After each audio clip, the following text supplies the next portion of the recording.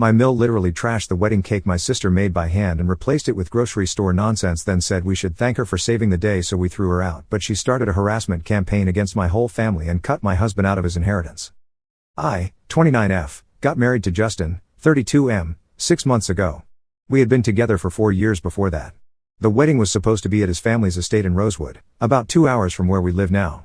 His parents, Margaret, 58F, and Finn, 61M, own this massive property there. It has gardens and a guest house and this huge lawn area that they use for family gatherings. Justin is the middle child. He has an older brother named Scott, 35M, and a younger sister named Nina, 26F. His family has money.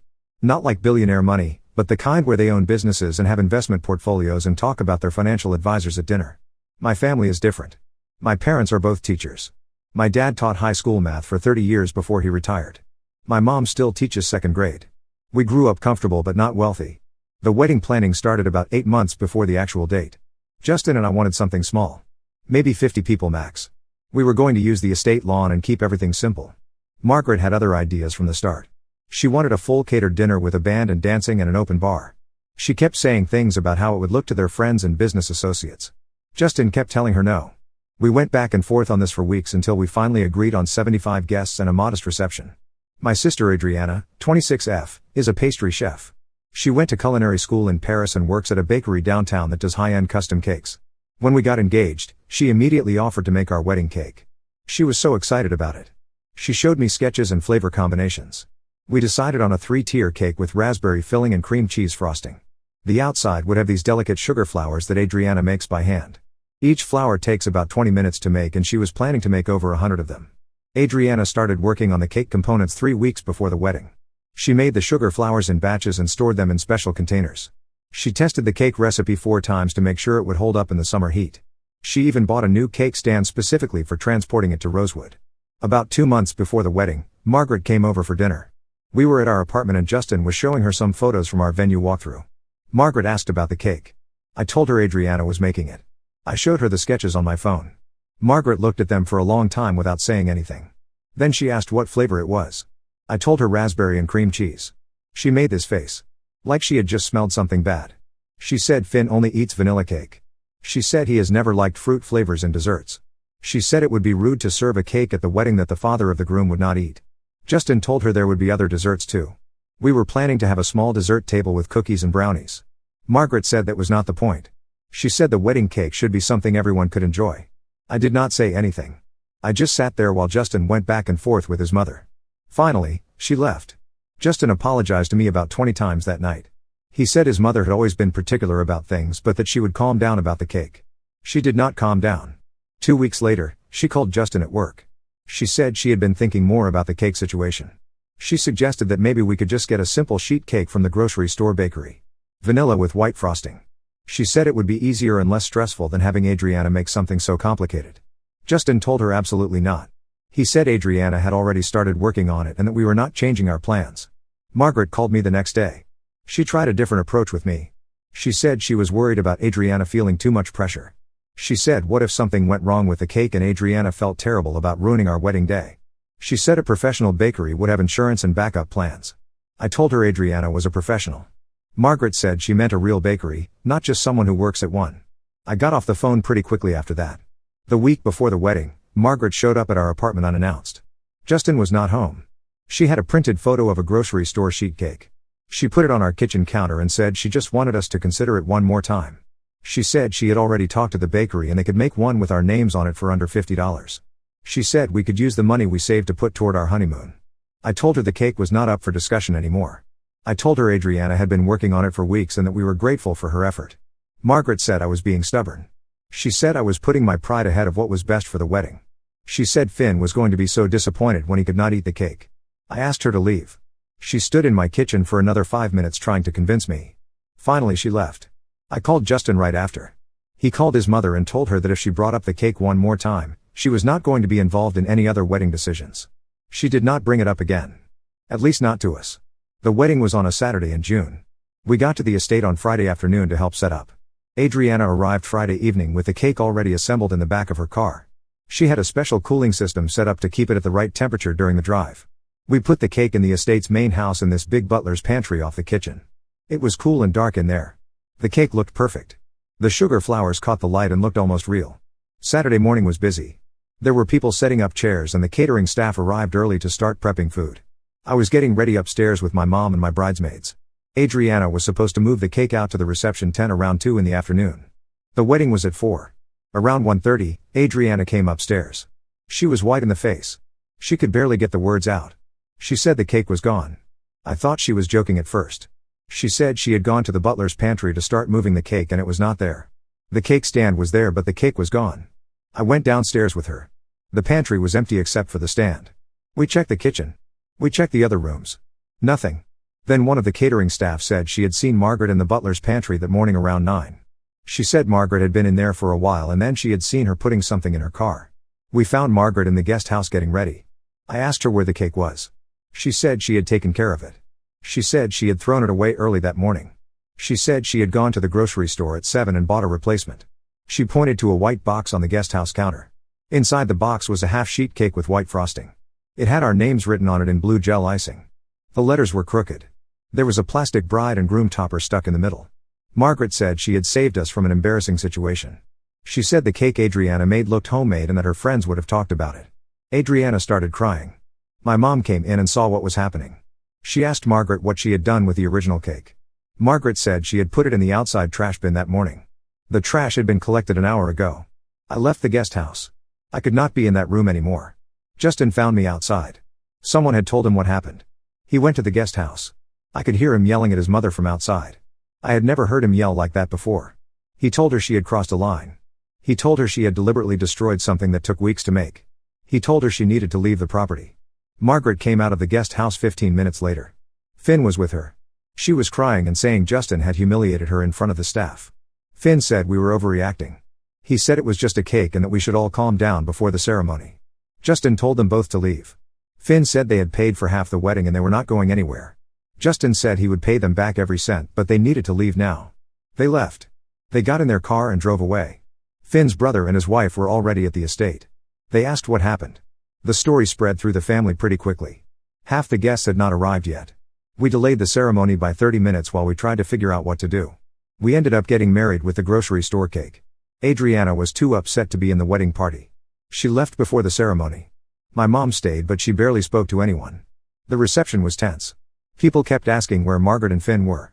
Justin's brother made a toast that was basically him apologizing for our parents without actually apologizing for them. We left for our honeymoon the next day. We went to Greece for 2 weeks. I turned my phone off for most of the trip.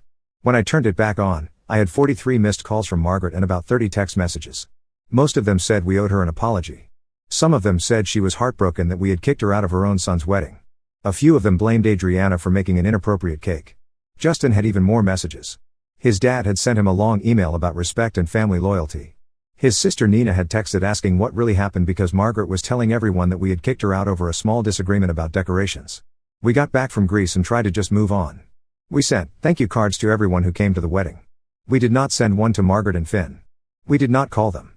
Justin's brother called him a few times asking him to just smooth things over with their parents. Justin said no. Adriana did not talk to me for 2 weeks after the wedding.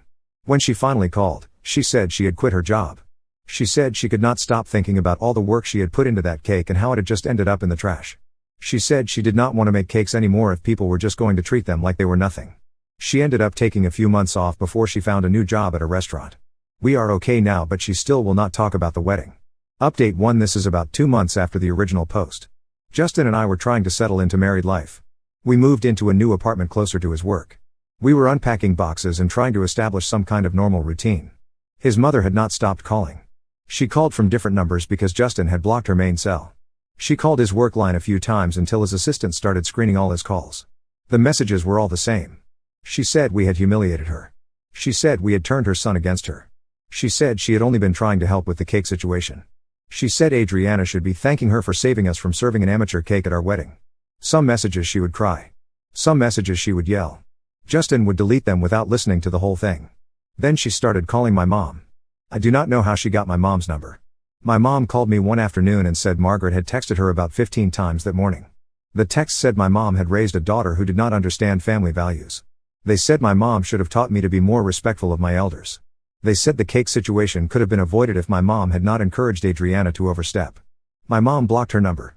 Then Margaret created a Facebook account under a fake name and started messaging my mom through that. My mom does not use Facebook much, so she did not see the messages for a few days. When she finally saw them, there were over 50 messages. Most of them were about the wedding.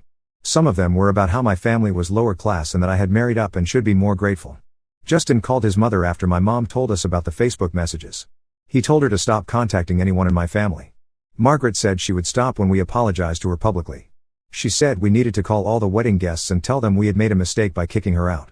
She said we needed to have a second reception and invite her properly. Justin hung up on her. A week after that, Finn called Justin. It was the first time his father had called since before the wedding. Finn did not ask how we were doing. He did not make small talk. He said he and Margaret had been discussing our situation with their financial advisor and their lawyer. He said they had decided to remove Justin from their will. He said they were also closing the trust fund that had been set up for Justin when he was born. Justin had known about the trust fund, but he had never touched it. It was worth around $300,000. It was supposed to be for buying a house or starting a business or something like that. Finn said the money would be divided between Scott and Nina instead. He said if Justin wanted to be included in the family finances again, he needed to come to their house and apologize to Margaret in person. He said the apology needed to be sincere and it needed to include a commitment to better behavior in the future. Justin said no. Finn seemed surprised. He asked if Justin understood what he was giving up. Justin said he understood perfectly. He said he did not want money that came with conditions like that. Finn said Justin was being childish. He said every family has disagreements and that you do not throw away your future over a cake. Justin said it was not about the cake anymore. It was about Margaret thinking she could control everything and face no consequences. Finn hung up. I found out I was pregnant 3 weeks after that phone call. We had not been trying, but we had not been preventing it either. I was about 6 weeks along when I took the test. Justin was happy about it. Scared, but happy. We told my parents right away. They were excited. We did not tell his family. Margaret found out anyway. Nina told her. Nina had seen a photo I posted of some baby shoes I had bought and she figured it out. Margaret called Justin that same day. She did not congratulate him. She said she had a right to be involved in her grandchild's life. She said she would be at the hospital when the baby was born whether we liked it or not. She said she would show up at our apartment to see the baby and we could not stop her. Justin told her if she showed up anywhere, he would call the police. Margaret laughed. She said he would not actually do that. She said once the baby was born, we would realize how much we needed her help and support. She said she was willing to forgive everything if we just admitted we had been wrong about the wedding. We talked about it for a long time that night. We decided to send her and Finn a formal message through email. Justin wrote it. It said we were asking them not to contact us anymore. It said if they tried to show up at our home or our workplaces, we would pursue legal action. It said they would not be informed about the pregnancy or the birth.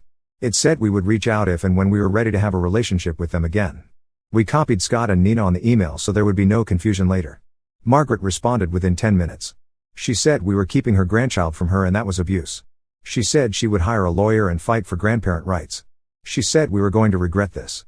Finn sent a separate email saying he was disappointed in his son and that Justin had become someone he did not recognize. Scott called the next day. He said he understood why we sent the email but he wished we had not copied him on it. He said it had put him in an awkward position with their parents. He said Margaret had called him crying and asking him to convince Justin to change his mind. He said he had told her he was not getting involved but that she kept calling. He asked if we could maybe just do a quick visit with his parents to smooth things over. Justin said no. Scott said he was just trying to help. Justin said the best way to help was to stay out of it. Scott said fine and hung up. He did not call again after that. Nina was different. She sent me a private message saying she thought Margaret had been out of line with the cake but that cutting off the whole family seemed extreme. She said she missed her brother. She said the baby should have grandparents on both sides. I did not respond to her message.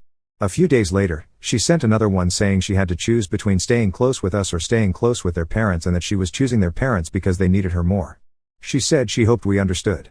I blocked her after that. Update 2. This update is from about 4 months after the last one. I was 7 months pregnant. We had found out we were having a girl. We had started setting up the nursery. My parents were helping us paint and put together furniture. Adriana had started talking to me more regularly again. She had even bought some baby clothes as a gift. Things were feeling almost normal. Justin's cousin Jennifer, 29F, got engaged. She was Finn's niece. We got an invitation to her engagement party. It was being held at a hotel in the city. The invitation was addressed to both of us. Justin was not sure if we should go. He thought it might be awkward. I said we should go because we were not going to let Margaret control whether we could attend family events. We showed up to the party on a Saturday evening. It was in a private room at the hotel. There were maybe 40 people there. Justin's extended family was there. Aunts and uncles and cousins. Margaret and Finn were there too. We saw them as soon as we walked in. Margaret saw us at the same time. She stared at my stomach. I was very obviously pregnant by that point. She started walking toward us. Finn followed her. Justin put his hand on my back. Margaret stopped about 3 feet away from us. She did not say hello. She just looked at my stomach and asked when I was due. I said February. She asked if we were having a boy or a girl. Justin said we were not discussing that with her. Margaret said she had a right to know about her grandchild. Finn said they had been very patient with us. He said they had given us months to come to our senses. He said it was time to move past the wedding incident and focus on the family. Justin said there was nothing to move past because we were not interested in having a relationship with them. Margaret's voice got louder. She said we were punishing her for trying to help with the cake. She said she had only wanted our wedding to be nice. She said throwing away one homemade cake did not make her a bad person. Several people had stopped talking and were watching us now. I walked away from her. I went to the other side of the room where Jennifer was standing with her fiancé. I congratulated them on their engagement. Jennifer hugged me carefully around my stomach. She asked how I was feeling. I said I was tired but okay. She said she was glad we had come to the party. She said she had not been sure if we would show up. Margaret followed me across the room. She started talking to Jennifer about the baby. She said she could not wait to meet her granddaughter. She said she had already started buying baby gifts. She said she assumed we would bring the baby to visit once she was born. Jennifer looked uncomfortable. She excused herself to go talk to other guests. Margaret kept talking. She said she knew I was probably hormonal and that was why I was being so unreasonable. She said after the baby was born, I would understand how important grandparents were. She said her mother had been very involved when her kids were young and it had been such a help. Justin came over and told his mother we were leaving. Margaret grabbed his arm. She said if we left now, we were making a scene. She said people would talk. Justin pulled his arm away and we walked toward the exit. Finn called after us. He said we needed to stop being dramatic. He said the inheritance offer was still on the table if we just apologized. Justin turned around. He said they could keep their money and their conditions. He said they were choosing to be strangers to their grandchild and that was their decision. We left the party. We sat in the car for a while before driving home. Justin did not say much. When we got home, he went straight to bed even though it was only 8 at night. The next morning, Nina called me. She said she had heard what happened at the engagement party. She said Margaret and Finn had stayed at the party for about an hour after we left and then they had left too. She said Margaret had cried in the hotel lobby. She said Finn had been telling everyone who would listen that Justin had changed since he got married.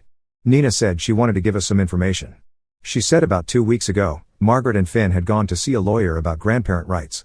The lawyer had told them that in our state, grandparents could only petition for visitation if the parents were divorced or if one parent was deceased.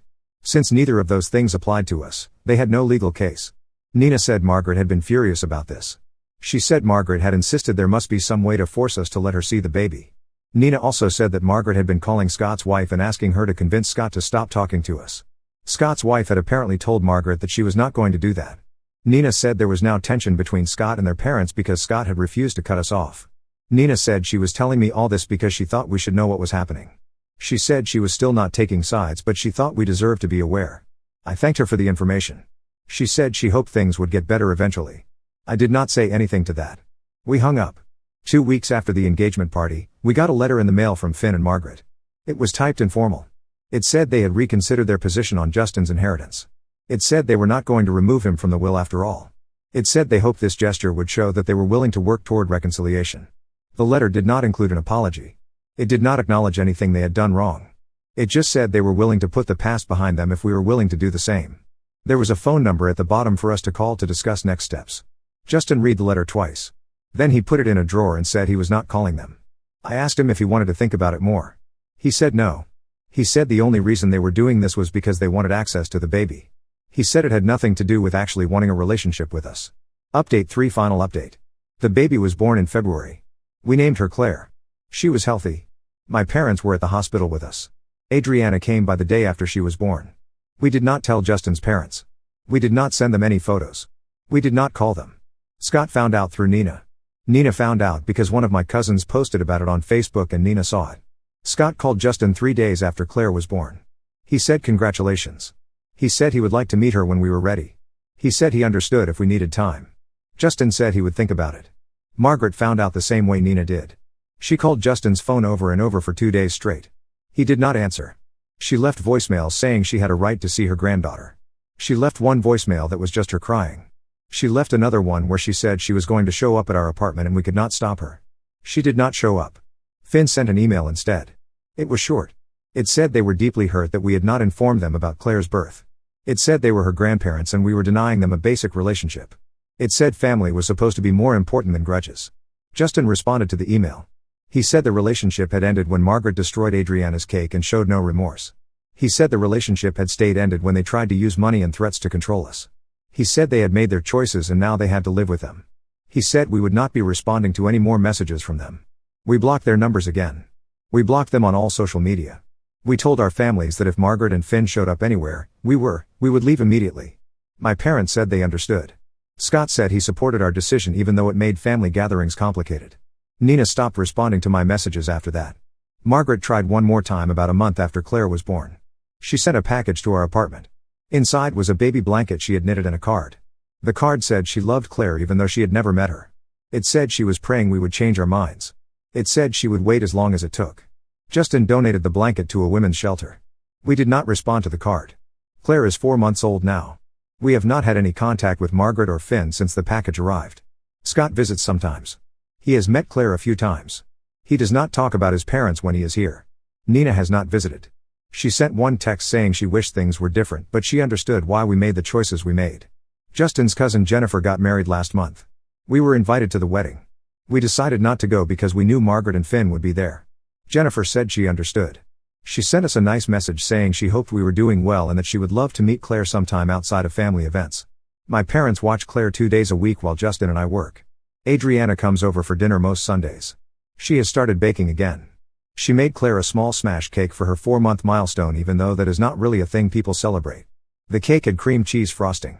We are not planning to reach out to Margaret and Finn. We are not waiting for them to apologize.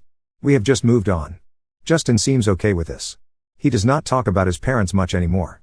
When Claire gets older, we will explain the situation to her in an age-appropriate way. For now, she has my parents and Adriana and Scott and that seems like enough. The last message we got from Margaret was 3 weeks ago. It was an email. It said she heard through the family that Claire had started smiling and rolling over. It said she wished she could see these milestones. It said she was still waiting for us to come around. Justin deleted it without responding. That is where things stand now. Now let's move to the next story. Story 2. I discovered my childhood best friend was stalking her ex after their breakup while dating a new guy. I confronted her about it during our girls' night but she became defensive. I gave her an ultimatum to confess or I would tell him myself. I, 27F, have known my best friend Daphne, 26F, for almost 23 years. We met in kindergarten when she shared her cookies with me after a boy stole mine. From that day on, we became inseparable.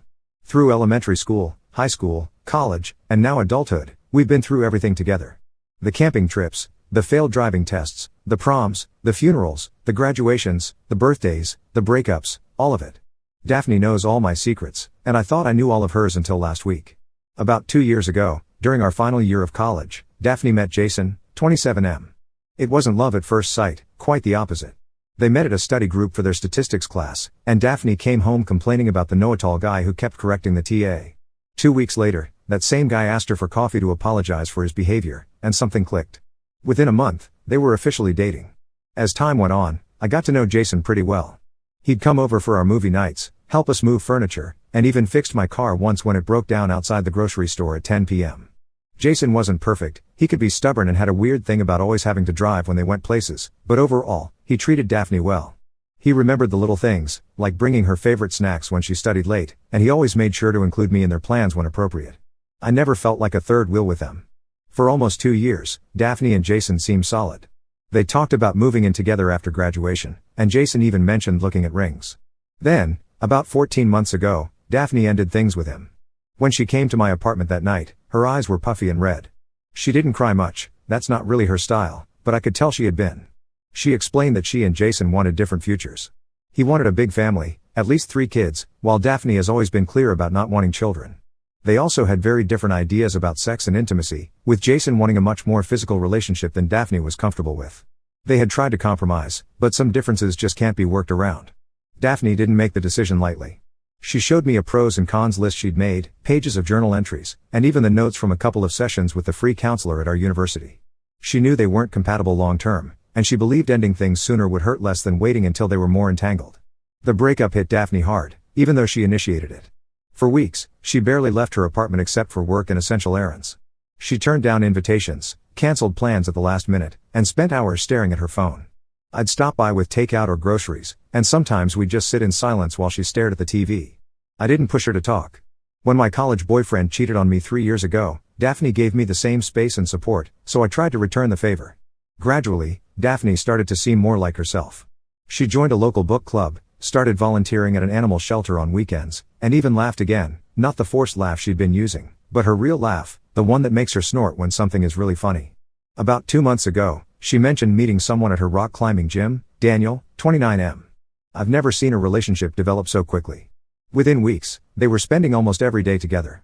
Daphne seemed genuinely happy again. She talked excitedly about their dates, showed me texts he sent her, and started making future plans again. I haven't met Daniel yet, they're still in that bubble phase where they want to be alone together, but he sounded like a good guy from what Daphne told me. Last Friday, we had our regular girls' night at my place. We ordered pizza, opened a bottle of wine, and settled in for our usual routine of bad reality TV and board games. After her second glass of wine, Daphne started talking about Daniel, how different he was from Jason, how refreshing it was to be with someone who shared her vision for the future. Then, mid-sentence, she stopped and looked down at her phone. Something about her expression changed. She tapped the screen a few times, stared at it intently, and then put it face down on the table. When I asked what she was looking at, she shrugged it off as a work email. But something felt off. Later, when she went to the bathroom, I noticed her phone light up with a notification. I didn't mean to snoop, but the preview caught my eye. Jason checked in at Riverside Cafe. When Daphne returned, I asked her directly about the notification. She tried to brush it off, but after some pressing, she finally admitted the truth. She had installed a tracking app on Jason's phone before they broke up, and she never uninstalled it. For over a year, she'd been monitoring his location several times a day. At first, I thought she was joking. This didn't sound like the Daphne I knew. But she wasn't laughing. She explained that originally, they had installed these apps on each other's phones when they went on a hiking trip, for safety reasons. After the breakup, Jason got a new phone, but Daphne had saved his login information and set up the app again. Now she received notifications whenever he checked in somewhere on social media or used certain apps. When I told her this was invasive and wrong, she became defensive. She insisted it wasn't a big deal, that she was just curious about his life. When I asked how she'd feel if Daniel was tracking an ex, or if Jason was tracking her, she dismissed my concerns and accused me of overreacting. The conversation quickly escalated, with her telling me to mind my own business and me insisting that this wasn't healthy behavior. Eventually, Daphne grabbed her purse and left, even though she'd planned to stay over. She didn't respond to my text that night asking if she'd gotten home safely, which isn't like her at all. The weekend passed without any contact, which has never happened in our friendship. On Monday, I tried calling, but it went straight to voicemail. I stopped by her workplace with coffee, our usual peace offering after a fight, but her coworker said she'd taken a personal day. It's now been 5 days since our argument, and I'm torn about what to do. On one hand, I'm worried about Daphne. This obsessive tracking isn't like her, and it suggests she hasn't moved on from Jason as much as she claims. I'm also concerned about her relationship with Daniel, which seems built on a foundation of unresolved feelings. On the other hand, I'm struggling with whether I should contact Jason. We weren't close friends independent of Daphne, but we did follow each other on social media and occasionally exchanged messages about common interests. I feel like he has a right to know someone is monitoring his movements, but I don't want to betray Daphne's trust. Yesterday, I found myself hovering over Jason's contact information in my phone. I drafted a message telling him about the tracking app but couldn't bring myself to hit send. Instead, I texted Daphne again, asking if we could talk. No response. This morning, Daphne finally texted back with just, "Need more time." I'm not sure what that means or what I should do next. This is the longest we've gone without properly speaking to each other since she got mono in 10th grade and was quarantined for 2 weeks. Even then, we texted constantly. Should I tell Jason about the tracking? Should I confront Daphne more forcefully? Should I reach out to Daniel? Or should I just mind my own business as Daphne suggested? The Daphne I've known for 23 years would never invade someone's privacy like this, and I'm struggling to reconcile that with the person who's been secretly tracking her ex for over a year while dating someone new. Update 1 first, thank you to everyone who commented on my original post. I was overwhelmed by the responses and took time to consider the different perspectives offered. Many of you urged me to tell Jason about the tracking app immediately, while others suggested I focus on helping Daphne first. After weighing my options, I decided to try talking to Daphne one more time before taking any drastic steps. 2 days after my last post, I texted Daphne asking if we could meet for coffee, neutral territory where neither of us would feel trapped. To my surprise, she agreed. We arranged to meet at a small cafe halfway between our apartments. I arrived early and picked a table in the corner for privacy. When Daphne walked in, the first thing I noticed was how tired she looked. Her hair was pulled back in a messy bun, and she wore no makeup, unusual for her, even for casual outings. She ordered a black coffee instead of her usual complicated latte with extra caramel. After some awkward small talk about work and the weather, I brought up what happened at girls' night. I started by apologizing for the way I approached the situation, not for what I said, but for how I said it. I acknowledged that my reaction had been judgmental rather than understanding. Daphne stared into her coffee cup for a long moment before responding. Then, without looking up, she admitted that the day after our fight, she'd driven past Jason's apartment. Not once, but 3 times. She said she'd been doing this periodically since their breakup, sometimes following him from a distance when he left for work or tracking him to restaurants to see if he was with someone. She also confessed to creating a fake Instagram account to monitor his posts after he made his profile private. As she talked, Daphne's voice remained flat, almost detached, like she was describing someone else's behavior. She said being with Daniel had actually made things worse in some ways. Whenever she was happy with him, she felt compelled to check if Jason was happy too, or if he was struggling without her. She'd find herself checking Jason's location while lying next to Daniel in bed. What shocked me most was when Daphne revealed that last month, she'd used information from the tracking app to accidentally run into Jason at a coffee shop. She planned it for a day when Daniel was at a work conference, wore the sweater Jason had always said was his favorite, and pretended to be surprised to see him. They had coffee together, and Jason mentioned he was seeing someone new, a veterinarian he met through a friend. Daphne went home and found this woman's social media accounts, which she'd been monitoring ever since. Throughout her confession, Daphne never cried or showed much emotion. When she finished talking, she finally looked up at me and said something that chilled me. Sometimes I drive by his place at night and just sit in my car across the street, watching his windows. Last week I sat there for 3 hours. The casual way she described this behavior frightened me. This wasn't just checking an app occasionally, this was full-blown stalking. I tried to keep my expression neutral, but Daphne must have seen something in my face because she immediately became defensive again, insisting that she wasn't hurting anyone and that lots of people check up on their exes. I took a deep breath and tried a different approach. Instead of telling her she was wrong, I asked questions. How much time did she spend tracking Jason each day? Had she ever considered deleting the app? Did Daniel know about any of this? What was she hoping to gain from following Jason's movements? These questions seemed to break through something. Daphne put her head in her hands and finally showed some emotion. She admitted that she spent at least an hour each day on various tracking and stalking activities, that she tried to delete the app several times but always reinstalled it, that Daniel had no idea, and that she didn't know what she was hoping for, she just couldn't stop. Then she said something that made everything click. I know we couldn't work out long term. The kids thing alone would have destroyed us eventually. But I still wonder if I made a mistake. What if I'm never as comfortable with anyone as I was with him? What if he was my person and I just threw it away? For the first time, I understood that Daphne's tracking wasn't just about not being over Jason, it was about doubting her decision, even though she knew intellectually it was the right one. She wasn't ready to let go because letting go meant accepting that she had chosen to end a relationship with someone she loved for reasons that weren't immediately visible to others. We talked for over 3 hours. Eventually, I suggested that Daphne needed professional help beyond what I could provide. She initially resisted the idea but seemed to consider it more seriously when I framed it as getting an objective opinion on whether her behavior was normal post-breakup coping or something more concerning. Before we parted, I brought up Jason directly. I told her that regardless of her feelings, he had a right to privacy, and that continuing to track him was violating that right. I asked how she would feel if she found out Daniel was doing the same to an ex. For the first time, she didn't immediately dismiss the comparison. Daphne agreed to think about seeking help, but made no promises about stopping the tracking. As we were leaving, she hugged me tightly and whispered, "Please don't tell Jason. I'll handle it." That night, I couldn't sleep.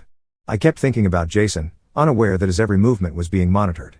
I thought about Daniel, building a relationship with someone whose attention was partially elsewhere. And I thought about Daphne, my oldest friend, spiraling in a way I'd never seen before. The next morning, I made a decision.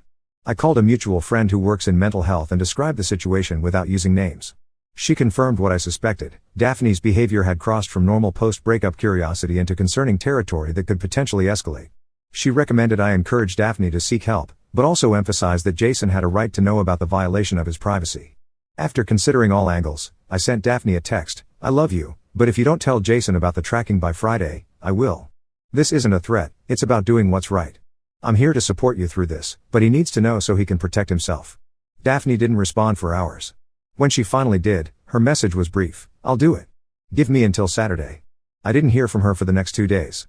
On Saturday morning, I received a text from an unknown number. It was Jason, saying Daphne had contacted him to confess about the tracking and other behaviors. He seemed more concerned than angry, asking if Daphne was okay and if I thought she needed help. He said he'd already changed all his passwords and was considering a restraining order but wanted to talk to me first. We agreed to meet later that day. Before I could leave to meet Jason, Daphne called. She sounded different, clearer somehow. She told me she'd not only confessed to Jason but had also told Daniel everything. Daniel had been understandably upset and said he needed time to process everything. Jason had been shocked and disturbed but ultimately more worried about her mental state than anything else. Most importantly, Daphne had scheduled an appointment with a therapist for the following week. She thanked me for giving her the ultimatum, saying it was the push she needed to face what she'd been doing. I still met with Jason that afternoon. He showed me screenshots of the lengthy email Daphne had sent him, detailing everything she'd done and apologizing. He seemed genuinely concerned about her well-being, despite the violation of his privacy. We talked about signs we might have missed and whether there was anything else we should be doing to help her. By the end of our conversation, Jason decided against the restraining order for now, opting instead to document everything and set firm boundaries with Daphne. He asked me to keep him updated on her progress, which I agreed to do with Daphne's permission. When I got home, I had a text from Daphne. "Thank you for not giving up on me when you had every reason to. I'm going to fix this." It's been 3 days since then. Daphne deleted the tracking app in front of me yesterday and showed me that she'd blocked Jason on all platforms to remove the temptation to check on him. Daniel is still taking time to decide what he wants to do about their relationship, which seems fair. Daphne seems committed to working on herself, though I know the road ahead won't be easy. I'm still processing everything that happened, but I'm cautiously optimistic that this could be a turning point for Daphne. Time will tell. Update 2 first, the positive news: Daphne has been seeing her therapist regularly. She found someone who specializes in obsessive behaviors and attachment issues, and they seem to be making progress. After their 3rd session, Daphne told me the therapist had suggested she might be dealing with some obsessive-compulsive tendencies that got triggered by the uncertainty and loss of control after the breakup. I don't know all the details of her treatment plan, but Daphne says they're working on identifying thought patterns and developing healthier coping mechanisms. As for Daniel, he decided to end their relationship after taking some time to think. Daphne was upset but said she understood his decision. According to her, he told her that trust is his non-negotiable in relationships, and while he believed she could work through her issues, he didn't want to be part of that process. I thought this was surprisingly mature. He didn't shame her or spread rumors about why they broke up, just quietly stepped away. On the Jason front, things got more complicated. 2 weeks ago, Daphne ran into him and his new girlfriend at a restaurant. It wasn't planned, our town isn't that big, and they happened to be at the same place. According to Daphne, the encounter was awkward but civil. Jason introduced Daphne to his girlfriend, they exchanged brief pleasantries, and then moved to separate tables. The next day, Daphne received a text from Jason asking if they could meet to talk. Against my advice, she agreed. They met at a public park during lunch hour. Daphne told me that Jason wanted to check on how she was doing and to make sure the restaurant encounter hadn't set her back. This seemed odd to me. Why would he want to check on the person who had been stalking him? When I expressed this concern to Daphne, she revealed something she'd been keeping from me. During their accidental meeting at the coffee shop months ago, Jason had confessed he still had feelings for her. He said he respected her decision to end things and understood why she did it, but part of him still wondered if they could have found a way to make it work. This revelation changed my understanding of the situation. While it absolutely didn't excuse Daphne's stalking behavior, it did explain why she might have had a harder time moving on if Jason was sending mixed signals. It also made me question Jason's motives in reaching out after seeing her at the restaurant. Daphne assured me she was maintaining boundaries with Jason. She told him about her therapy and made it clear that while she appreciated his concern, they needed space from each other to properly move forward. Jason agreed, but then started texting her occasionally with casual check-ins. Last week, things took another turn. Daphne discovered that Jason had known about the tracking app much earlier than she thought. According to a mutual friend, Jason had noticed strange battery drain on his phone months ago and had a tech-savvy friend examine it. They found the tracking app but couldn't determine who was monitoring him. Instead of removing it, Jason had sometimes intentionally checked in at places he wasn't actually going, or left his phone with friends when he wanted privacy, to throw off whoever was tracking him. When Daphne confronted Jason about this, he admitted it was true. He said he suspected it might be her but wasn't certain, and he was curious to see if she would ever confess or approach him about it. In a way, they had both been playing a strange game of cat and mouse without the other knowing. This new information complicated things for Daphne's recovery process. Her therapist suggested that Jason's knowledge and manipulation of the situation may have unconsciously reinforced her behavior, creating a false sense of connection. The therapist recommended that Daphne commit to a period of no contact with Jason to break this unhealthy dynamic. Daphne agreed and blocked Jason's number last Friday. She seems committed to focusing on her own healing process rather than any kind of relationship with Jason. As for our friendship, things are slowly improving. We've had several honest conversations about boundaries and accountability. Daphne has been more transparent with me about her therapy journey, and I've been trying to support her without enabling any unhealthy behaviors. We're not completely back to normal, there's still an undercurrent of caution in our interactions, but the foundation of our long friendship has helped us navigate this difficult period. One unexpected outcome of this whole situation is that it prompted me to examine patterns in my own past relationships. I realized I've had my own unhealthy habits after breakups, like obsessively checking social media or asking mutual friends for updates. While not at the same level as Daphne's behavior, it made me more empathetic to the struggle of letting go. There's still a long road ahead. Daphne has good days and bad days. Sometimes she talks about feeling embarrassed or ashamed of her behavior, while other times she seems to minimize what happened. Her therapist says this inconsistency is normal part of the healing process. The important thing is that she hasn't resumed tracking Jason or engaged in other stalking behaviors, as far as I can tell. I'm cautiously optimistic but remain vigilant. This experience has taught me that even people we think we know completely can surprise us, for better or worse. Update 3. It's been about 3 months since my last update, and I wanted to share the final chapter of this story, or at least, what I consider the final chapter as far as my involvement goes. After Daphne committed to the no-contact period with Jason, she seemed to make significant progress in her therapy. She started journaling, took up pottery as a new hobby, and even went on a weekend trip with some work colleagues, something she would have declined in the past. For the first time since the breakup with Jason, she appeared to be moving forward rather than looking back. About 6 weeks into the no-contact period, Daphne's therapist suggested she write Jason a letter, not to send, but as an exercise to process her feelings and gain closure. Daphne spent days working on this letter, revising and refining it. Once finished, she read parts of it to me. It was thoughtful, taking full responsibility for her actions without making excuses while also acknowledging the ways their relationship dynamic had contributed to her unhealthy fixation after the breakup. After completing this exercise, Daphne made a decision that surprised me. She wanted to send Jason a modified version of the letter. Her therapist had cautioned against direct contact but agreed that a final, clear communication might provide closure for both parties if Daphne felt ready. Daphne sent the letter via email after her therapist reviewed it.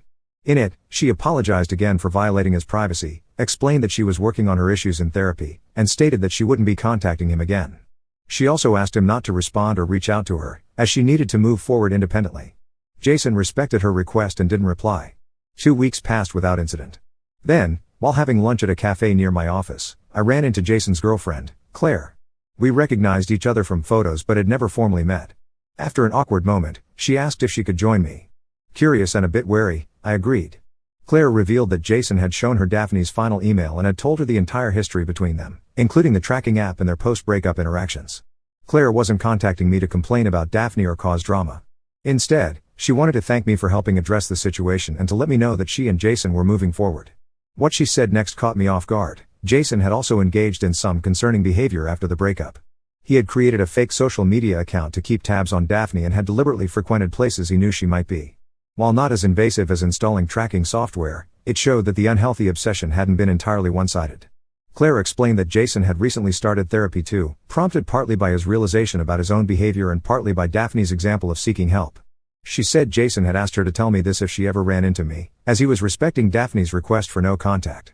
When I told Daphne about this conversation, she had a surprisingly measured reaction. Instead of feeling vindicated or upset, she simply nodded and said, "I guess we both had trouble letting go." She didn't try to use Jason's behavior to justify her own but seemed to find some peace in knowing their dysfunctional post-breakup relationship had been somewhat mutual, even if her actions had crossed more serious boundaries. About a month ago, Daphne met someone new at her pottery class. They've gone on a few casual dates, and she's been refreshingly normal about it. No excessive checking of his social media, no driving by his place, just regular getting-to-know-you activities. When I asked how she felt about this new potential relationship, she said something that showed how much she's grown. "I'm not trying to replace Jason or fill a void.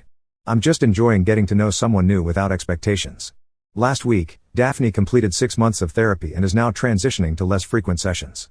Her therapist believes she's made significant progress in understanding the roots of her obsessive behavior and developing healthier coping mechanisms. Daphne still has moments where she struggles with the urge to check up on Jason, but she says these impulses are less frequent and easier to redirect. As for our friendship, we've largely returned to normal, though with a new depth and honesty.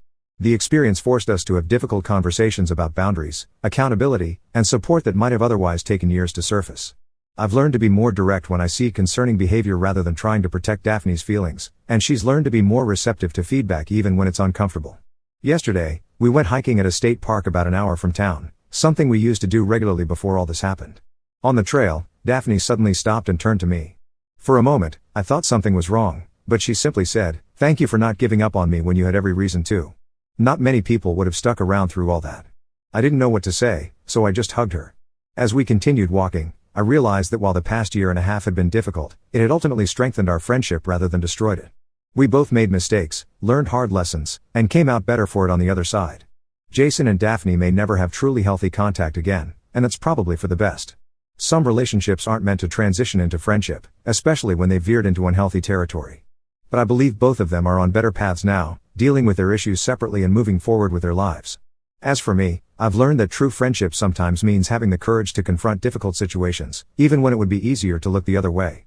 It means holding people accountable while still offering support, and recognizing when to push and when to step back. Most importantly, I've learned that people are complicated, and even those closest to us can surprise us in both disturbing and inspiring ways.